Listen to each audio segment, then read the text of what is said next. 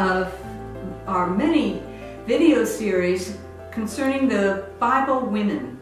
This morning we're talking about Eve, and I'd like to introduce you to Joan Rich, who will tell a little bit about herself, and then we'll go on to talk about Eve. Joan? Good morning.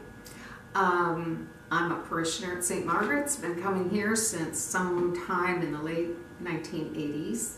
I'm a Eucharistic minister at 7:30, so I get up early on Sunday mornings.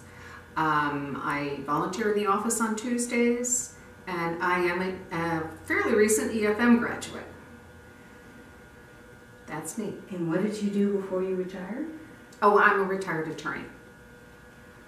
So, tell me about Eve. What did you learn about Eve that went beyond what you already knew about her? Well, everybody knows about Eve. And her story, of course, is one that I think was probably, I shouldn't say this, but cooked up a long time ago when it was time to put these Bible stories down in writing. And of course, it was a very paternalistic society then, and those who wrote it probably were male.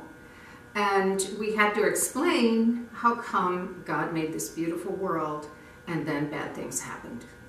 So enter Eve.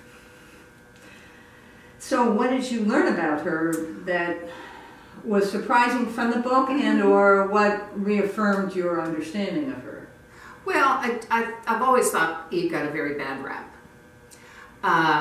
Here she is, a brand new little thing, freshly popped out of Adam's rib, if you can believe that part of it. New to I like the world. The one where she actually came out of the dirt. Well, that too. I mean, they're both interesting places, okay. But she's a very innocent person, and she's popped down in this beautiful world where everybody gets along and everybody is lovely.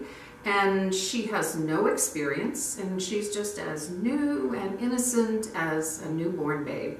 And so who is it that she gets introduced to almost immediately? The snake. The snake who is supposedly Satan. So here she is with no experience, being beguiled by this creature and having to come up with how she handles it. And she handles it, I think, just like anybody would. Oh, that's interesting.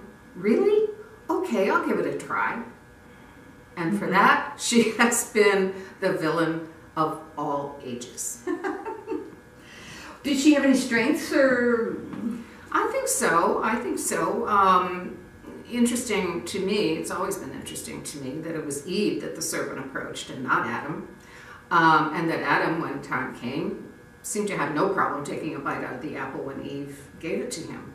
So, but it's Eve who is the one that has taken the rap for all this. What I did learn about her, which I thought was interesting, is that after she and Adam were expelled from the Garden of Eden, she was pregnant almost right away and had two sons. Of course, their story is a very sad one. And it becomes apparent when you continue to read in Genesis 3, I believe it is, that after some time, she had a third son. And this is when we hear the last of Eve's words. And they are, God gave me this child to make up, basically, for the death of Abel. So she was grateful to God. Even after being kicked out, even after being made kind of the villain of the piece, she still had her faith, which I think is pretty remarkable. Yeah. So what is your sort of takeaway? What about her will influence your own spiritual journey? Well, I'll never think of her quite the same way.